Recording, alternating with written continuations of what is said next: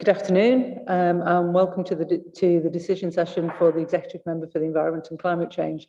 This does feel very odd, talking to a calendar with nobody really in the room.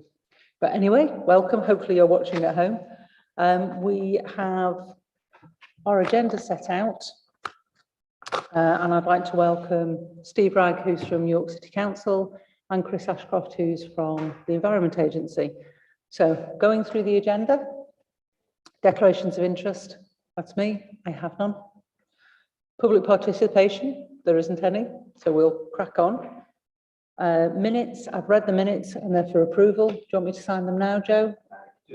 I'll do it at the end, okay, fantastic. So, it's over to yourself, Steve, to go through York's 5-year flood plan. Thank you, Councillor. Thank you, Councillor Widdowson. The reports, obviously you've had a chance to see in advance, but I'll just touch on a few items in there, and then I'll bring in Chris Ashcroft from the Environment Agency to talk through their updates. It's a fairly standard report and an update that we bring obviously to this group 4 times a year. Progress is going well on the various aspects of the Environment Agency-led flood investment programme, which is fantastic. Just a few items to note. There is one of the flood schemes, which is at Fulford, the Germany Beck scheme that's looking to improve the resilience of the A19, to improve the flood resilience of Fordlands Road and also reduce the flood risk of a number of properties within the Fordlands community. That scheme is progressing well, led by City of York Council rather than the Environment Agency because of the multiple benefits that are there. And we are getting towards the end of the detailed design phase and looking to submit planning later this calendar year. So hopefully we'll be able to give some further updates at the next meeting. And just before I bring Chris in, just really to identify Annex 2, which is an update on the process that's required to develop the water level management plans that are required under the EU Floods Directive. This is an update to a piece of work that happened previously in 2007-2009 time. It's been led by the Environment Agency nationally, and we're working with the Environment Agency and other partners to develop the plans there. Annex 2 outlines the process, and essentially there are a number of bulleted interventions there which align already well with the work that the Environment Agency and ourselves are doing in the City of York, but also the targets and the actions that are within our local flood risk management strategy. So I think that's just something that when we come to move on recommendations, that if you've got any questions or comments on that at the time, please do raise. But we're just looking to get the endorsement of that so we can go through with the Environment Agency in the consultation phase of that programme of work. So over to Chris. Okay, yeah, thank you. I don't propose to run through the update from us in great depth. We've got the papers and they're available, so just a couple of salient highlights. Scarborough Bridge to Ouse Bridge, that's our B4 flood cell. Good news there, the floodgate should be going in this week at Lendal Arch. So yeah, we're on track in terms of programme. I know we had the road closure extension until the end of October. That's we're on track to meet that. So good news, good to see the gate going in, all on track. Okay. Clementhorpe, we've been working closely with the City of York on Clementhorpe around some additional traffic calming measures on Butcher Terrace. So I'm really pleased our teams are talking to each other around how we'll go out for consultation, what that will look like. That's in hand. So again, good news. Clifton and Rawcliffe, so Clifton Ings work there. We're on site now, which is great. Again, that's enabling works at this stage, but really good to see this one on the ground. Moving on. B11 and B12, so that's the left bank around Museum Gardens. Again, it's on programme. There's been a few delays, but nothing affecting the overall programme. So standard sort of construction issues, that's all in hand. So that's good news there.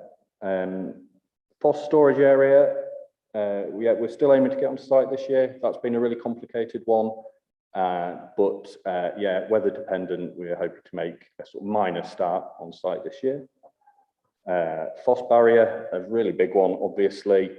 So that one, our contractors are slowly pulling off site. We will expect a formal handover to us in January time, at which point it will be our asset and not the contractors. So fantastic to see that one, a significant piece of investment in the resilience of York city centre. So yeah, great news.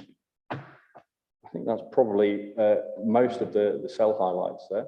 No, it's fantastic, and I must say the way that our teams are now working together and communicating is fabulous, and the step change, if I'm supposed to use that type of phraseology, has just really ratcheted up even during the pandemic. It's really good to see that we're talking to each other, anticipating issues, communicating with our residents and working really well. Got a couple of things I just want to pull out. Sure. In the report, we talk about there being about, I'm just trying to do the maths in my head, 90-ish million pounds that we've funded or that we've invested. It's actually closer to 110. So Yeah. why have I got that number in my head, Chris? So 60 million is broadly the grant and aid and the booster funding. The FOSS barrier alone is around 38 million pounds of investment. So we're looking at around 104 million pounds currently total for the entire package of works in York. And then just some. I think just we'll make sure that aligns on the next update. Yeah. We'll make sure Yeah, I mean, I know that it always flexes depending on when the broadly there'll be projects risk are in being there, put so in. it will be within that 104, 110 million pounds Yeah. sort of figure. Yeah. It's just so that we're all talking the same number. Otherwise, Absolutely. somebody will ask me, what have I done with the extra millions? Have I put them down the Exactly. back of my city? It's always good to have it adding up, isn't it? Absolutely. A couple of other things I wanted to pull out is your willingness to plant 5 trees for every one that you fell. And the fact that you have a member of staff, Julia, who is liaising with our councillors and our residents to find places to put these trees in. It may sound like a small thing, but actually it's huge in the scheme of things, because we can get clumps of 10 planted around the city. And if people go to the site, so anybody watching this, if you want to go to the Environment Agency site, find where you could put 10 trees, let Julia know. We can work it through, because you're only allowed to plant trees, I now know this, between November and March. Otherwise, the rascals don't stand any chance of surviving.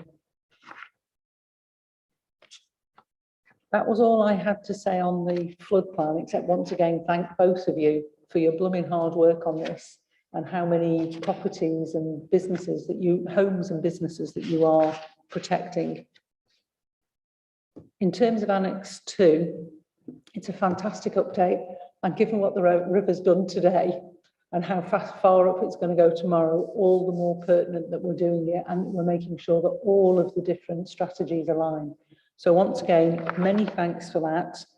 And what I'm now going to do is go back to page 8. I even put my numbers on so that I can say that I'm happy to approve the recommendations. I normally forget that. Happy to approve the recommendations. And as they're written down on the very top of page 8.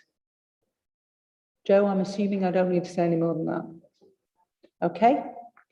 I am unaware of any urgent business. Any other urgent business from anybody? No, not from me. No? Okay. Nothing So from me. that's the end of the meeting. Thank you ever so much.